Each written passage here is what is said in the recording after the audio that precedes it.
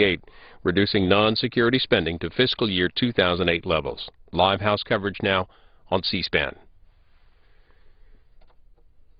That upon adoption of this resolution, it shall be in order without intervention of any point of order to consider in the House the resolution, House Resolution 38, to reduce spending through a transition to non-security spending at fiscal year 2008 levels. The amendment in the nature of the substitute recommended by the Committee on Rules now printed in the resolution shall be considered as adopted.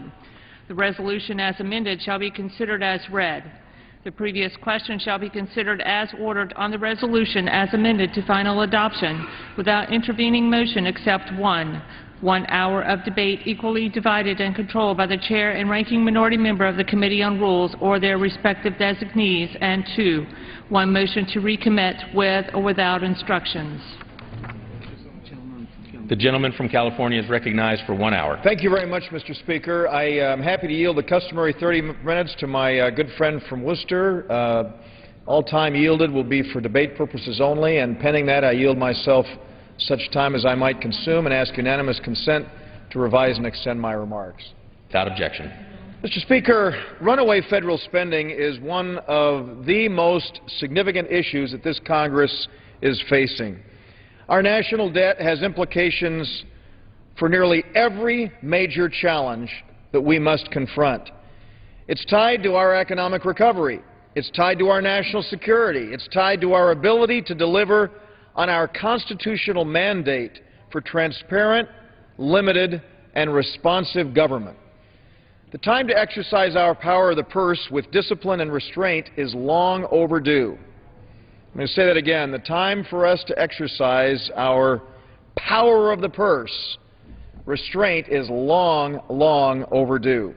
We must return to pre-bailout, pre-binge spending levels for funding the federal government. We know that a great deal of hard work and tough decisions lie ahead for every single member of this institution. We know that a great deal of hard work is there, and we're going to face some very difficult, tough decisions. They're going to be difficult decisions, but, Mr. Speaker, they're decisions that we're going to have to make. First and foremost, we must get our economy growing and our workforce expanding again. Strong growth and job creation will increase tax revenues and provide greater resources that are needed. But, Mr. Speaker, that's only half of the equation. Economic growth is critically important. We need to do it so that we can enhance the flow of revenues to the federal treasury to deal with those essential items that are there, but it is half the equation. We can't get back onto a firm ground with sound fiscal standing unless we have a leaner federal budget. Some of this can be accomplished by eliminating waste, fraud, and abuse. Everybody is always in favor of eliminating waste, fraud, and abuse. And what's the best way to do that? Robust oversight. Robust oversight will allow us to streamline federal spending and make better use of taxpayer dollars. But we have to acknowledge up front that hard work and painful cuts lie ahead. So we all know that this is not going to be an easy task, but it is absolutely essential. Just as families and small businesses across this country have been forced to cut back during these difficult economic times, we here in this institution are going to have to do the same, and that's the message that we got last November that brought people like my Rules Committee colleague, Mr. Scott, who's sitting next to me on the floor here. That's the message that has been carried here. Some federal programs, Mr. Speaker, are wasteful and duplicative and deserve to be cut. There will be others that have merit, but which we simply cannot afford at the current levels. We have to be honest about that. We have to engage in a responsible debate about what our priorities must be. What we cannot do is allow this debate to degenerate into false accusations about the other side's intentions. And I'm going to repeat that, Mr. Speaker. We cannot let the kind of free-flowing, rigorous debate that we need to have degenerate into these accusations that we so often seem to hear around here. There is no one in this body who wants to gut. There is no one in this body who wants to gut funding for key essential programs like veterans programs or like education, child nutrition. No one wants to gut these programs. So I think it's important for us to state that, and there is no evidence that any proposal out there would undermine things like support for our nation's veterans. We are all entering into this debate with good faith, good intentions, and a commitment to responsibly address the need to implement fiscal discipline.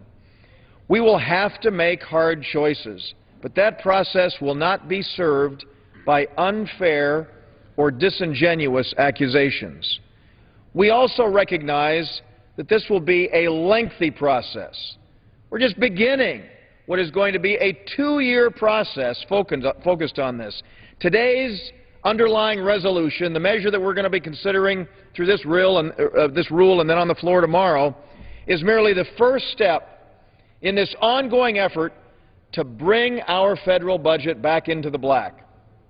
Our committees will have to conduct extensive oversight, as I mentioned earlier, of federal programs. We will have to dispense with fiscal year 2011 spending, which the last Congress failed to do, before we can even begin to deal with the coming fiscal year.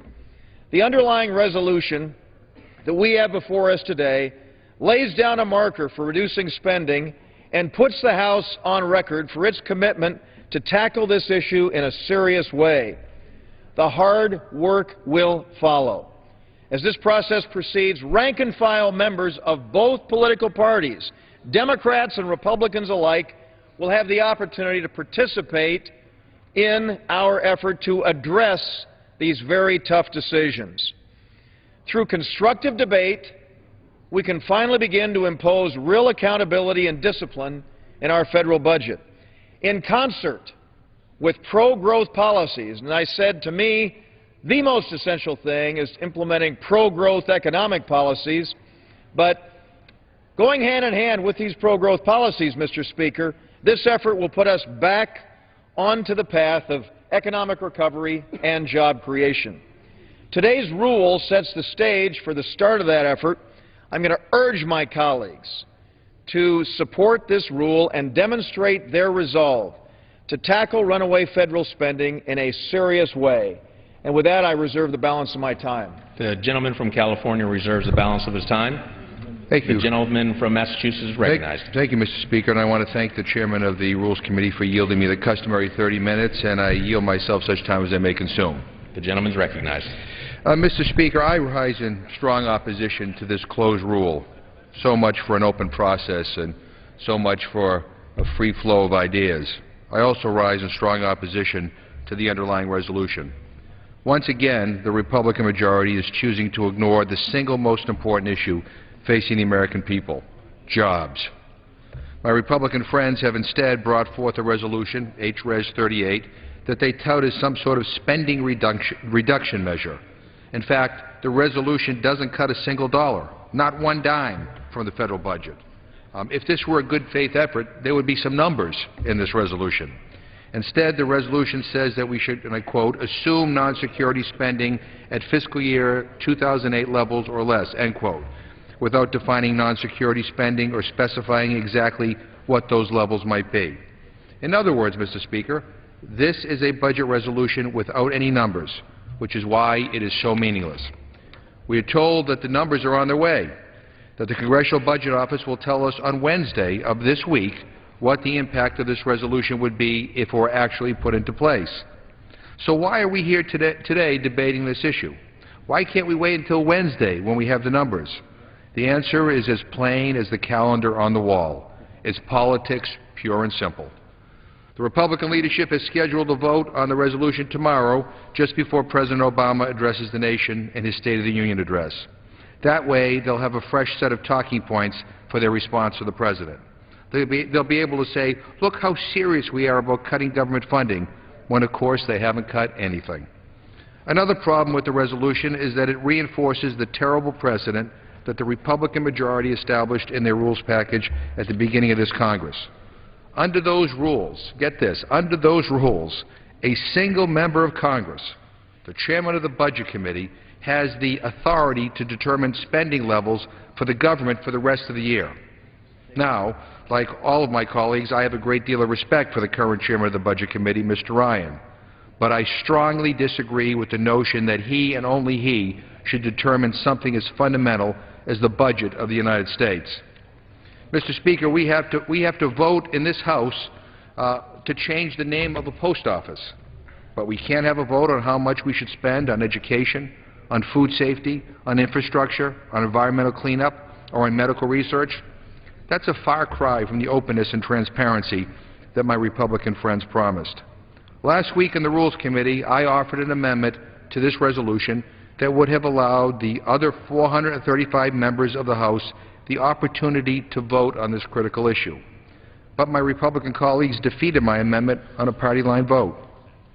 And finally, Mr. Speaker, the resolution walls off defense spending from the budget acts. We hear all the time from my friends on the other side of the aisle that everything should be on the table. Why then would they take hundreds of billions of dollars in potential savings off the table right out of the gate? Even Speaker Boehner in a recent interview said, and I quote, "I believe there's room to find savings in the Department of Defense," end quote. Well, if that's true, and it most certainly is, then why does this resolution treat defense spending as sacred and untouchable? Mr. Speaker, when it comes to the federal budget, the Republican majority is not off to a good start. Their rules package paved the way for them to add nearly $5 trillion to the deficit. Last week they voted to repeal the health care law and add another $230 billion to the deficit. And now they are rushing a one-page bill without a single number and without any specifics about how and where they want to cut. What we are doing today, Mr. Speaker, is not real. There are no tough choices being made today. This is show business, and quite frankly, it diminishes the legislative process. The American people deserve much, much better, and I urge my colleagues to reject this closed rule, and I urge them to reject the underlying bill, and I reserve the balance of my time. The gentleman from Massachusetts reserves the balance of his time. The gentleman from California is recognized. Thank you very much, Mr. Speaker. At this time, I'm very happy to yield 2 minutes to one of our new members, whom I mentioned in my opening remarks, the gentleman from North Charleston, my Rules Committee colleague, Mr. Scott. The gentleman from South Carolina is recognized for 2 minutes. Unanimous consent that all members have 5 legislative days in which to revise and extend their remarks on this rule that we are considering. Without objection, so ordered. Thank you, Mr. Speaker. Gentleman from South Carolina is recognized. Thank you, Mr. Speaker. Thank you, Mr. Chairman. As a business owner who's only been in Congress for 19 days, I know as a small business owner that if we want more jobs in our economy, we must be serious about spending cuts. Deficit spending in Washington is burdening future generations. Unborn Americans will have to pay for the benefits that we ascribe to ourselves. During the previous 2 years, Congress has added nearly $3.3 trillion to the national debt.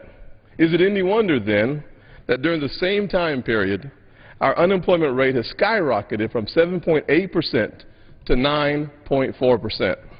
It's not. As a small business owner, when I don't have to pay higher taxes, I'm able to hire more people. When I don't have to pay higher taxes, I'm able to invest in more equipment and more services. Every dollar taken from me by the government means that I have to go out and earn $2 more just to break even. That's why I offered the amendment in the Rules Committee for spending even less in the 2008 levels. 2008 levels is just a start, and we need to go much deeper than that. I support this rule. Thank you, Mr. Chairman. The gentleman yields back to the balance of his time.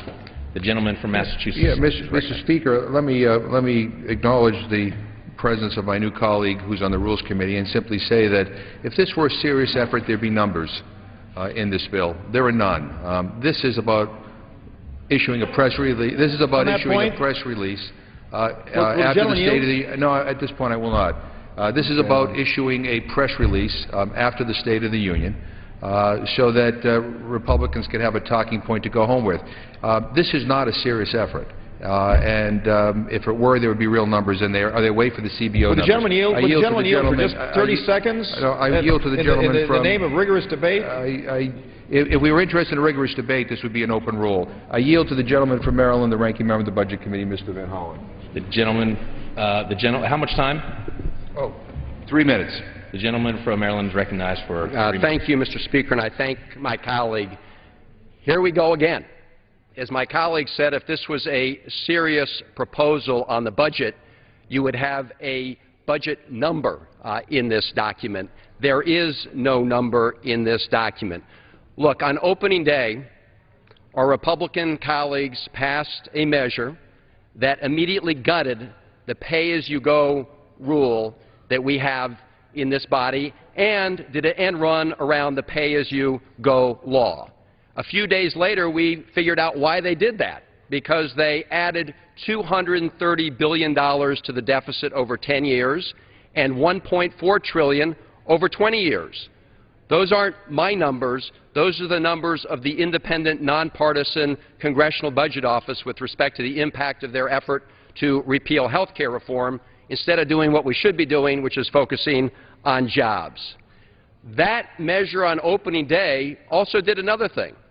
It gave the chairman of the Budget Committee unprecedented power to unilaterally pick the budget ceilings, the spending ceilings for this entire Congress. No input from anybody else, no debate, no vote. So all of us thought when this new measure was coming up, maybe now we're going to have some accountability. Maybe this body will have an opportunity to vote on the very important spending ceilings for the United States Congress and for the government. But lo and behold, when you look at the resolution, there's no number. Where's the beef? And I have to say to my colleagues that if you want transparency, why are you hiding the ball? Is the number going to be $100 billion? Is it going to be $80 billion? It's going to be $60 billion? We hear all different numbers in the press out there, and they haven't put it in the measure. Instead, they've said once again, we're going to allow the chairman of the Budget Committee to decide. Now, I have great respect for the chairman of the Budget Committee, but none of us should be contracting out our votes and our responsibilities to another member of Congress. We shouldn't ever do that. Certainly, we shouldn't be doing that on something as important as setting the overall budget and spending ceilings for the United States government. That's irresponsible, and yet that's what this rule will ask every member to do, contract out his or her vote to one person. So why are we doing this? Why are we bringing a budget resolution to the floor with no number? As my colleague said, timing is everything here. This is an opportunity to have a press release tomorrow, the day the President is going to deliver the State of the Union address, to create the illusion that they're making progress on the budget number without a number. Now, we heard from our colleagues on the Republican side, well, you know what? We have to wait for the Congressional Budget Office to tell us what their projections are so we can figure out the magnitude of the reductions. I ask for an additional minute. I yield the gentleman an additional 1 minute. The gentleman is recognized for an additional 1 minute. We asked them, why don't we have the number? They said, well, we got to wait for CBO. We're pleased to hear the newfound respect for the CBO numbers, but here's my point. That's going to happen within 24 hours of tomorrow. 24 hours. We could have a budget resolution with the beef, with the number, so everyone could decide what the ceilings are going to be. No. We got to do it tomorrow. Why? State of the Union address, great press release. Now, I've heard my colleagues say they've got to do this because there was nothing in place in the House from a budget perspective. Well, in fact, the House last year passed a Budget Enforcement Act. I got it right here. It's got a number in it. It's got a number in it like these budget documents have.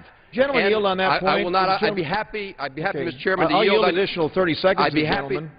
I'm happy to yield the gentleman time if he. Certainly. I'd like to ask my friend, what was the vote in the House on that budget that my friend is just talking about? I don't remember the exact vote, but it passed, Mr. Chairman. It was deemed. There was never a vote in this institution on it, Mr. Speaker. Chairman, I thank my friend for yielding.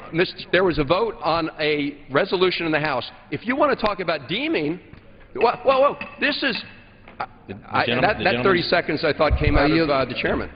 The gentleman's time has expired. I asked for seconds because he yielded me. I Thank took you. 3 seconds of it, and I yielded him 30, so that's 10 times. Thank you, Mr. Chairman. Listen, deeming, what we're doing today is the ultimate example of deeming.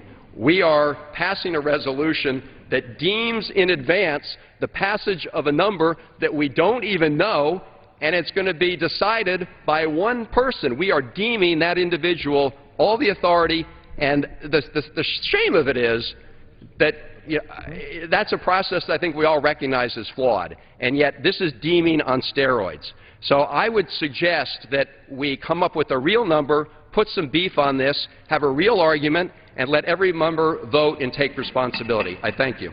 The gentleman's time has expired. The gentleman from California is recognized. Thank you very much, Mr. Speaker. Let me say that I think that one of the things that we have to recognize here, and I'm happy to engage in rigorous debate, and I'm happy that we have not at this point had any of our friends on the other side of the aisle talk about the prospect of starving children, throwing people out of schools, depriving veterans of access to the things that they need. And so I express my appreciation to my colleagues, because when we were up in the Rules Committee, that was the tenor of the discussion that took place upstairs. One thing that I want to say, Mr. Speaker, is that in 1974, the Congress put into place legislation known as the 1974 Budget and Impoundment Act. I happen to believe that that needs to be overhauled because Democrats and Republicans alike recognize that the 1974 Budget and Impoundment Act has been a failure, an abject failure. And I've been working with my friend from Maryland, the distinguished ranking member of the Budget Committee, and Mr. Ryan, the chairman of the Budget Committee, as well as the chair and ranking member, Messrs. Conrad and Sessions in the Senate, on the notion of our working together in a bipartisan, bicameral way to bring about an overhaul of the 1974 Budget and Impoundment Act. Now, one of the reasons that I believe that it is essential is that last year was the first time ever that we have not seen a budget passed. It's the first time since implementation of the 74 Budget and Impoundment Act. And, Mr. Speaker, with all due respect to the crocodile tears that are being shed so often on this House floor, I think it's important to note that that is why we are in the position where we are today. We wouldn't be here had we had a budget passed.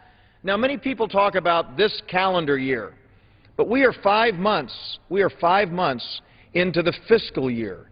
And that is the reason that we are in a position where we're having to make the kinds of tough decisions that we are. My friend from North Charleston, my very, very thoughtful colleague, is a new member of the Rules Committee, has been raising with me some very simple and common sense questions about the process that we have been going through. One of the things that he just said in a meeting that we just participated in was that we need to recognize that we at this moment are beginning the process. We're beginning the process of cutting spending. This is going to be a 2-year struggle, and so this is not going to be the end of our effort to try and rein in wasteful federal spending. And I know my friend had some thoughts on that, and I'd be happy to yield to him if he would like to either pose a question or offer any comments that relate to either the health care bill and the vote that we just had or any other issue. And I'm happy to yield to my friend. Thank you, Mr. Chairman. A question for you. Is it the first time since 1974 that the House has operated without a budget? Well, if I could reclaim my time, I thank my friend for giving me the opportunity to repeat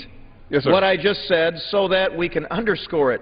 Never before have we failed to have a budget, and yet for the first time in 36 years that happened. And that's why I believe that we have a chance to work, Democrats and Republicans together, with our colleagues in the other body to bring about real reform of the Budget Act itself. And I'd be happy to further yield to my friend. Yes, sir. Thank you, Mr. Chairman. When you think about the repeal of the national health care, is that not a savings of $2.7 trillion, at least the elimination of a $2.7 trillion hole or an abyss on an entitlement program? Does it not reduce the debt by $700 billion? Are these not real numbers? And if we really wanted a number, if we were looking for the number, would they not have passed a budget last year? If I could reclaim my time, let me say that my friend is absolutely right. Throughout the debate that took place last week, we heard that In fact, repealing the $2.7 trillion health care bill would end up costing $230 billion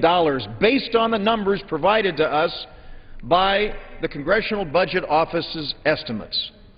We kept hearing that, and one of the things in one of the exchanges we had with Mr. Pence, only in Washington, D.C. can bringing about the elimination of a $2.7 trillion expenditure actually cost money. Now, Mr. Speaker, I think that the thing that we need to point to is not only the smoke and mirrors that went into the recommendations that were provided, whether it's dealing with the Class Act, which the chairman of the Senate Budget Committee has described as a Ponzi scheme. He used that term to describe it, whether it's that, or, to me, the most important thing to point to is the fact that in that measure there is a $750 billion, Mr. Speaker, that's a $750 billion tax increase that is being posed along with the mandates. And so my friend from North Charleston is absolutely right, Mr. Speaker, when he points to the fact that we were, in fact, saving dollars with the action that we took last week, and we're very committed to ensuring that people have access to quality, affordable health insurance by allowing for the purchase of insurance across state lines, pooling to deal with pre-existing conditions,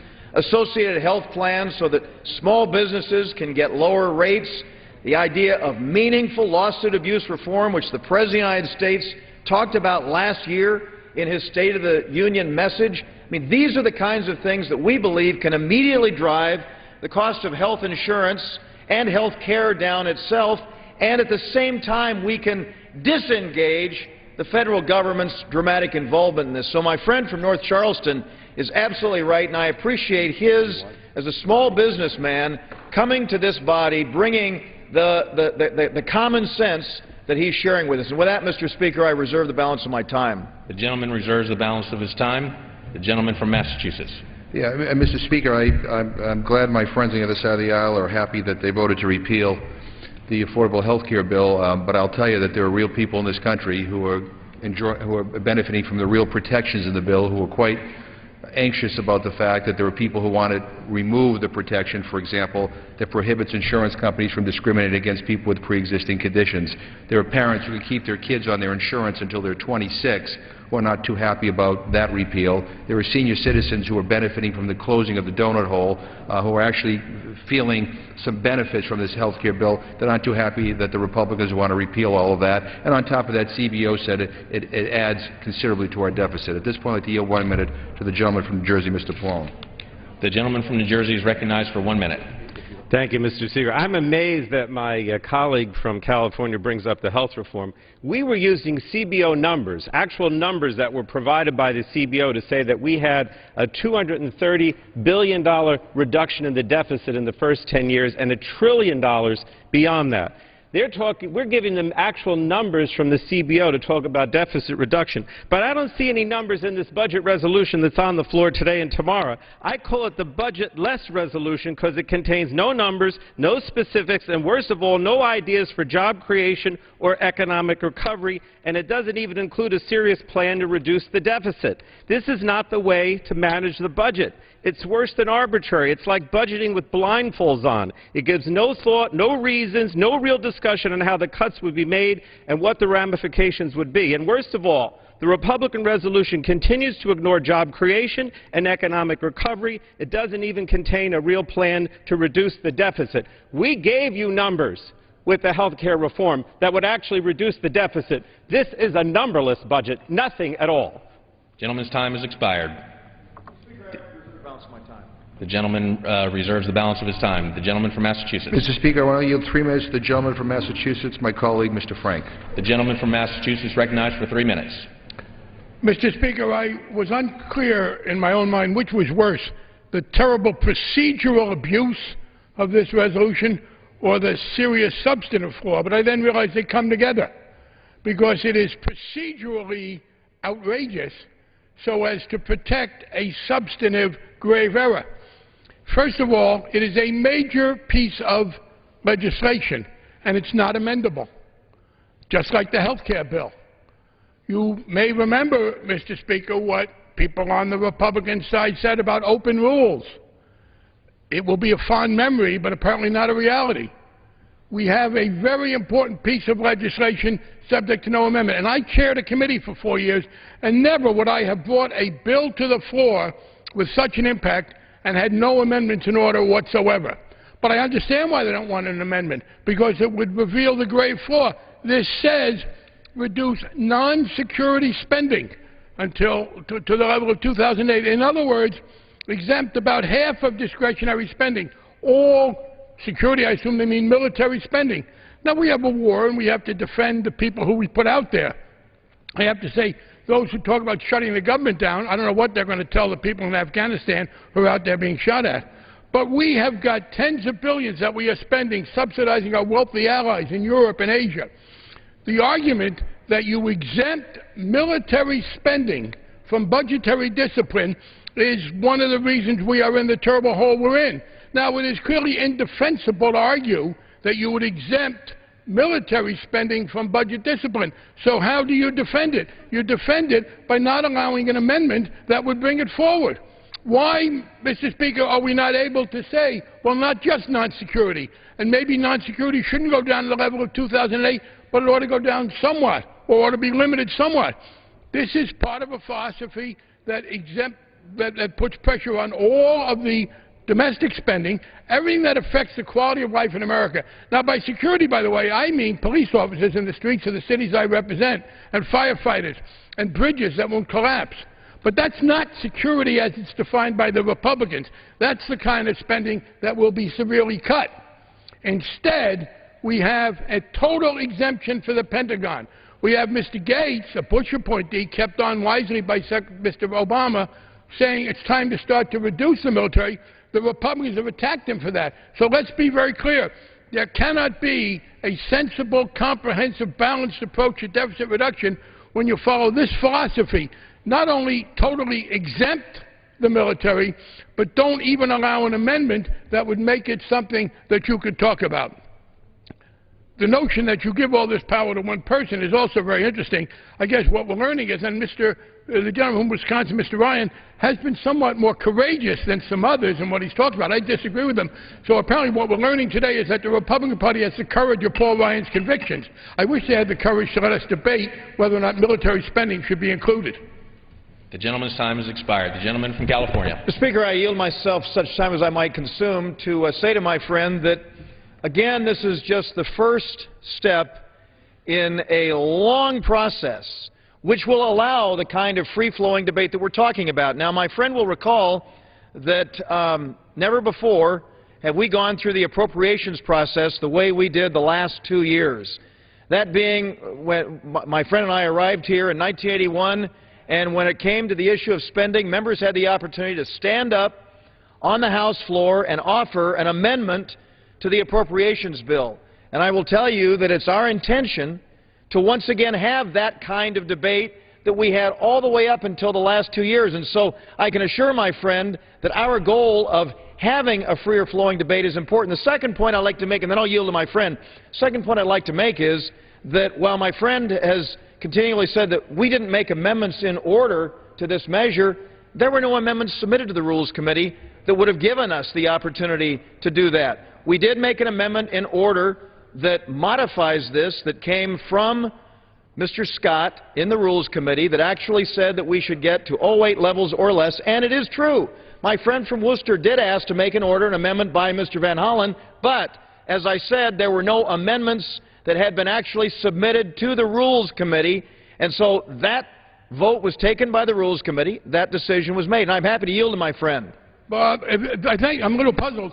You said no amendments were submitted, but Mr. McGovern did ask for one on behalf of Mr. Van Hollen. Why did that not qualify? If I can reclaim my time, Mr. Speaker, what I would say is that amendments submitted to the Rules Committee we did not actually have. I mean, my friend knows very well that when it comes to the Rules Committee, when we are getting ready to report out a rule, there are amendments that are submitted. There was one amendment that was proposed by Mr. McGovern. The Rules Committee chose not to make that amendment in order. There was an amendment that did, in fact, bring us to lower spending. If I might complete my statement, I think I control the time here.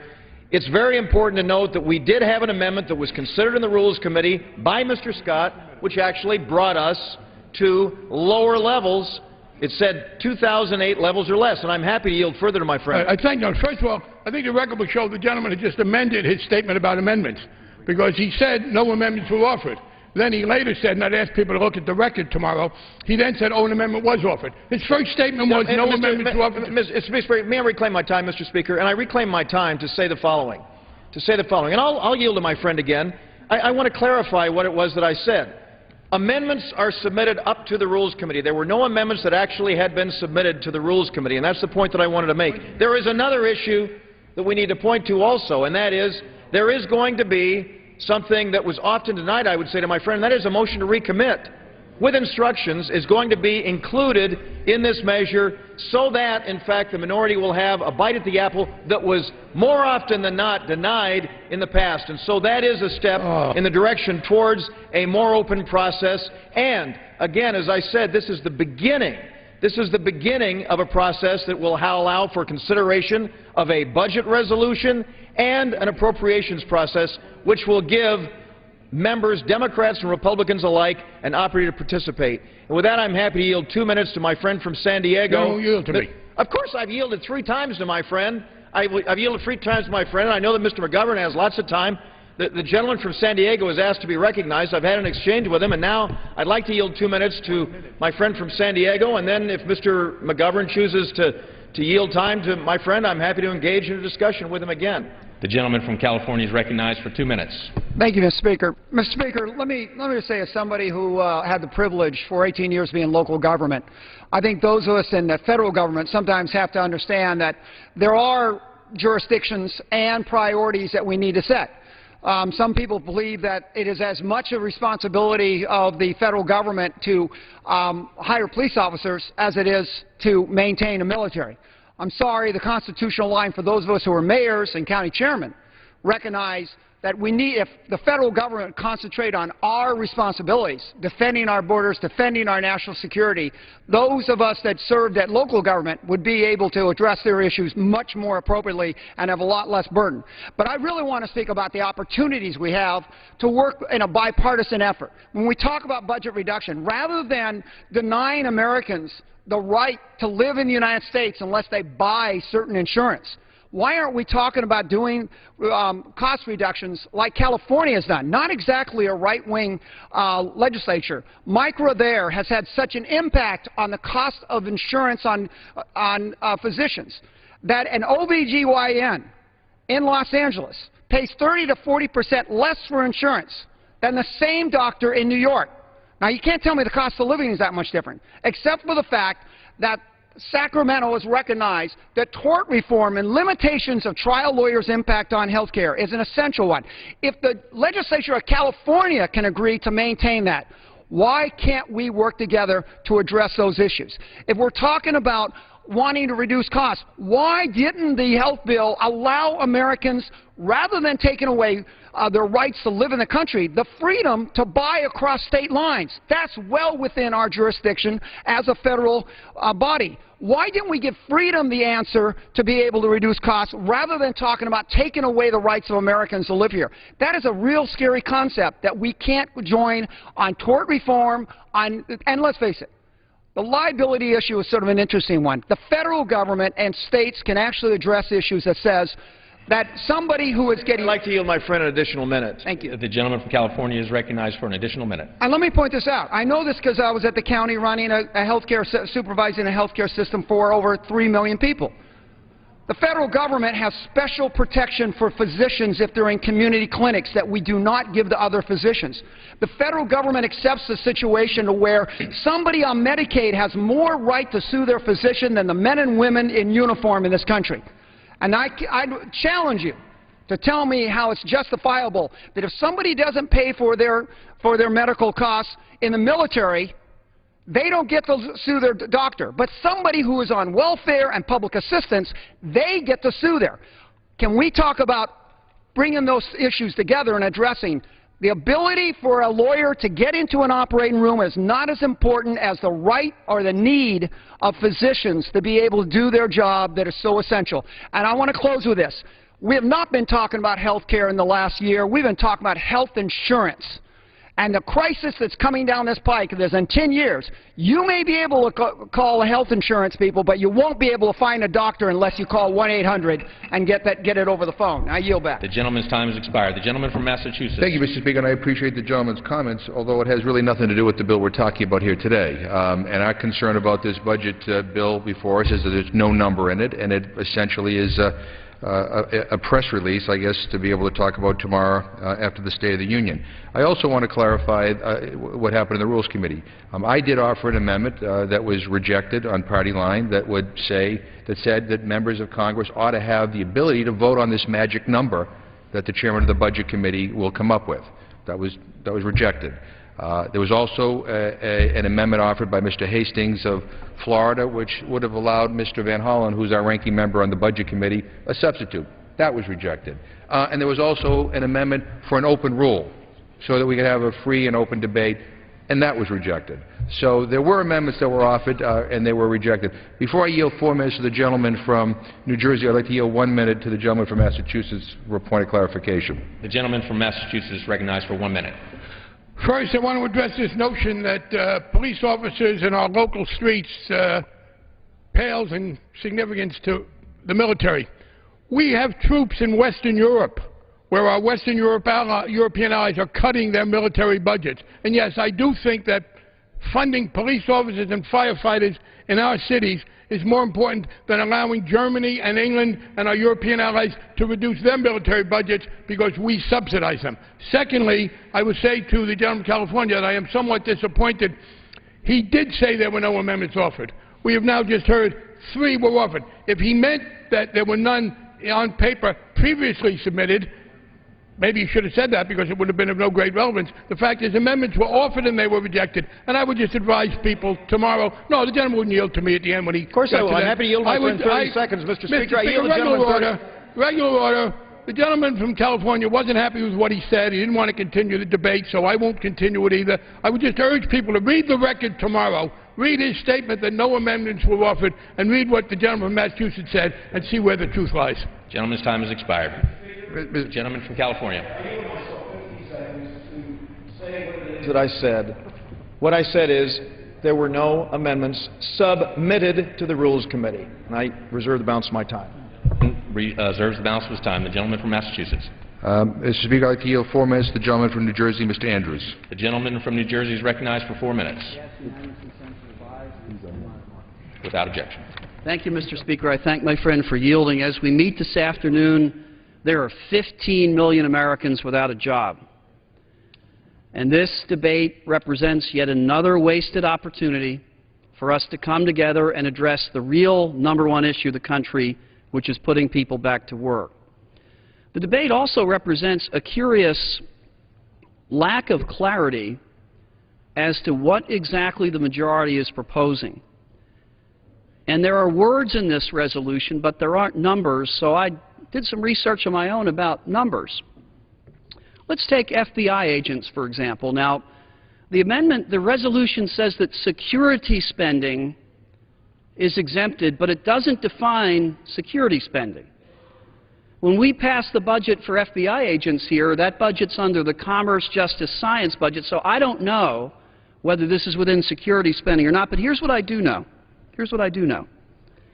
In the present fiscal year, if we maintain the budget that we've been living under since October 1st, we're on track to spend $7.6 billion on FBI agents.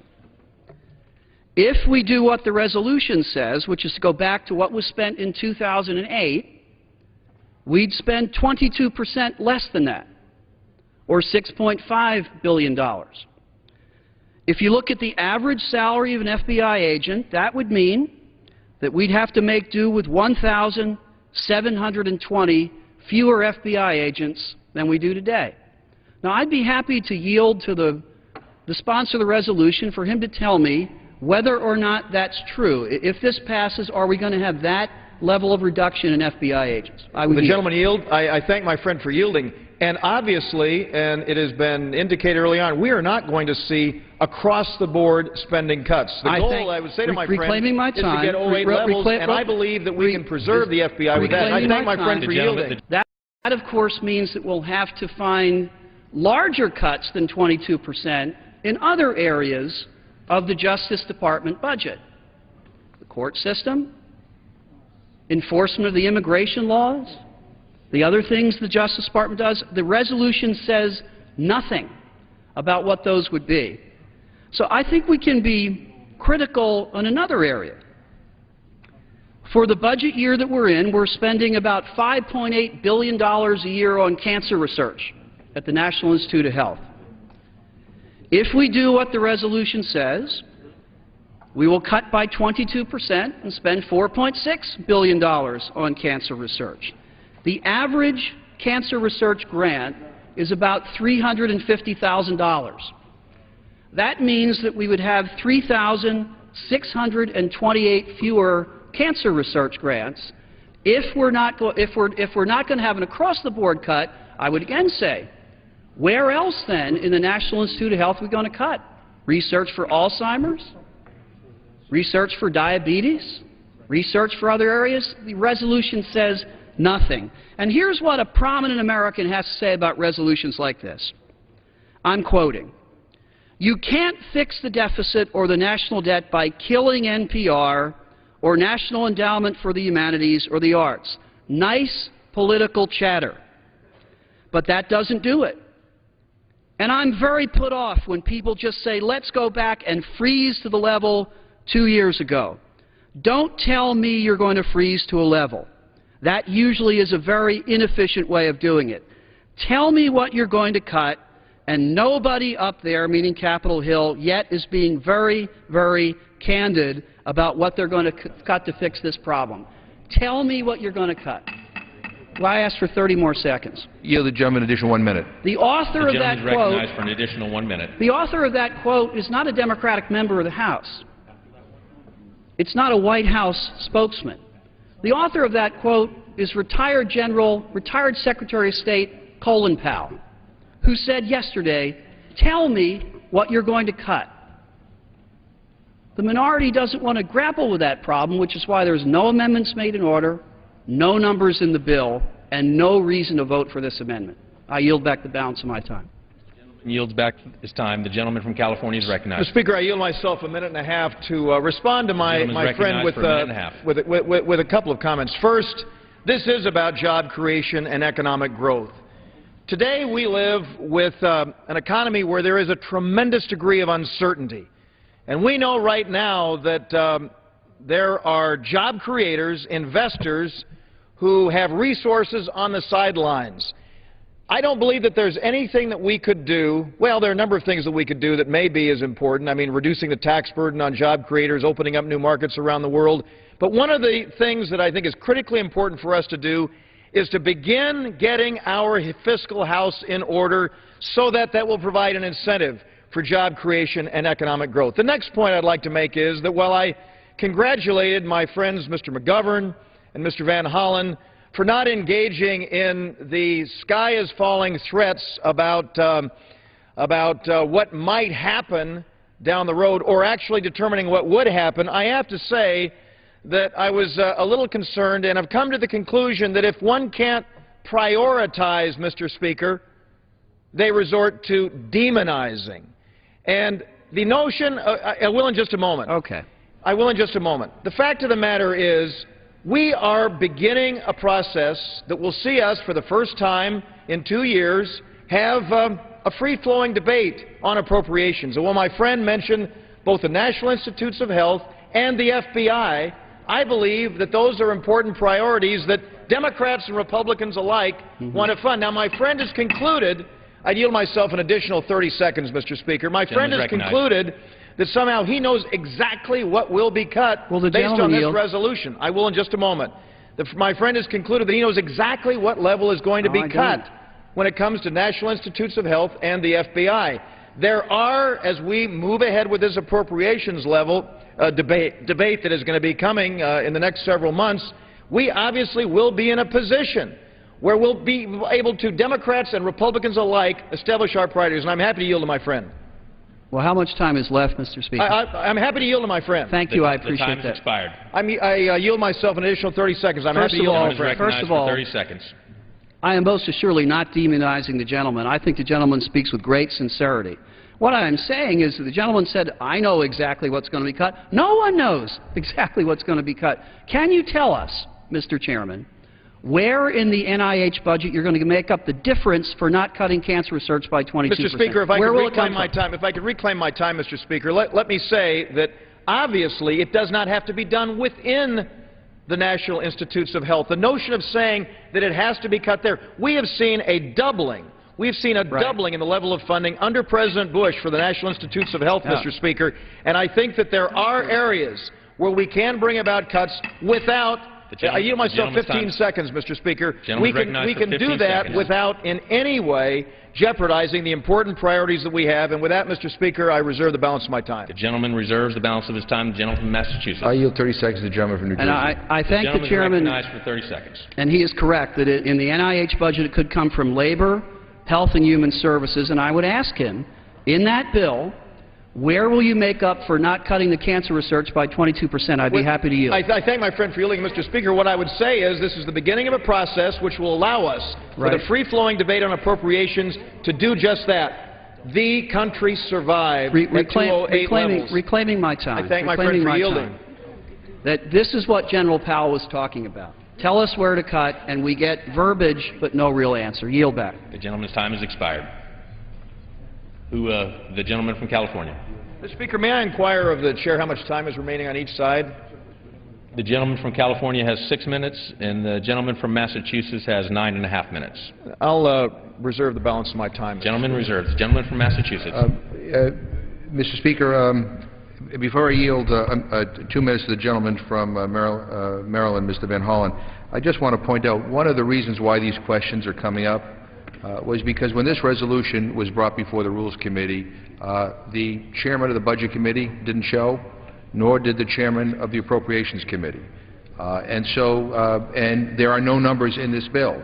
And so we are very, very concerned about what numbers might exist out there. And I think people in this House, Democrats and Republicans, ought to know what the real numbers are. Speaker, with the gentleman yield for 10 seconds. I yield the gentleman for 10 seconds. I thank my friend for yielding. Let me just say that this resolution did not emerge from the Budget Committee. This is a resolution of the House Rules Committee. We are the committee of jurisdiction for HRES 38, and I thank my friend for yielding. No, and I appreciate the gentleman for making that point of clarification. However, what we're talking about is setting the spending levels for this House, which directly impact the chairman of the Budget Committee and the chairman of the Appropriations Committee. So if there are questions about how deep these cuts are going to be and where they're going to come from, it is because we have no clarity. At this point, I'd like to yield 2 minutes to the gentleman from Maryland, Mr. Van Hollen. The gentleman from Maryland is recognized for 2 minutes. Thank you, Mr. Speaker, and I thank my colleague. As those of us on this side have said, we need to focus our efforts on job creation and getting the economy going. Now, I know the chairman said that that's what this bill is all about, but let's look at what the Bipartisan Commission on Deficit and Debt Reduction said. They said two things. One, absolutely, we need to put our country on a sustainable path toward deficit reduction. We should work together to get that done. But they also said another thing. They said draconian cuts right now would in fact reverse the economic progress that we're making, that it would threaten the fragile economic recovery, and it would hurt job creation in this country, which is one reason we would like to know what the number in this. I would yield immediately if you can tell me whether it's going to be $100 billion this year, $80 billion, $60 billion, whatever it will be, because there's no number, and if you got it, it should have been in here. Let me get, Mr. Speaker, to the other issue the gentleman raised. We have pointed out that if you do the $100 billion cut, which is what you all talked about in the fall, right now, in the immediate moment, that it will result in approximately 20% across-the-board cuts. Now, all of you say, whenever we raise specifics, like cutting research for treatment and cures in NIH, no, no, no, no, no, we're not going to cut that. Then we say, okay, you're going to cut the FBI budget because that's not part of the protected budget. No, no, no, no, no, you say. We're not going to cut that. You keep moving stuff off the table. You know what that does to the rest of the budget? It means it goes from 20% cut to 30% to 40%. Who knows what it is?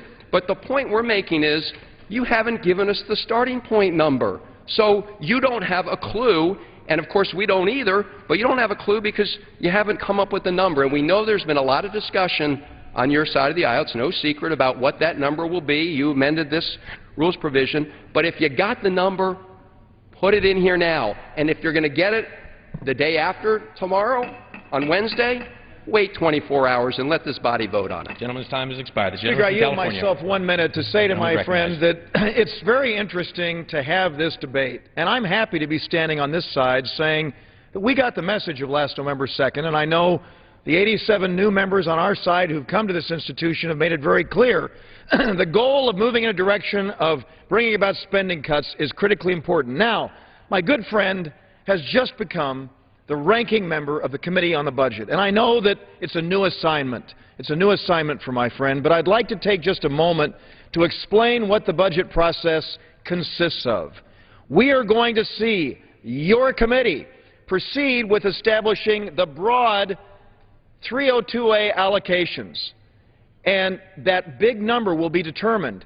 This institution, Democrats and Republicans alike, and again, we haven't seen it in the last 2 years, unfortunately, because we shut down the appropriations process, but we are this year going to allow members the opportunity, allow members under a privileged resolution, the appropriations bills, to actually participate in establishing those priorities. That is going to be a joint effort. Our priority is, I yield myself 15 seconds, Mr. Speaker. Our priority is to get the economy back on track and create jobs.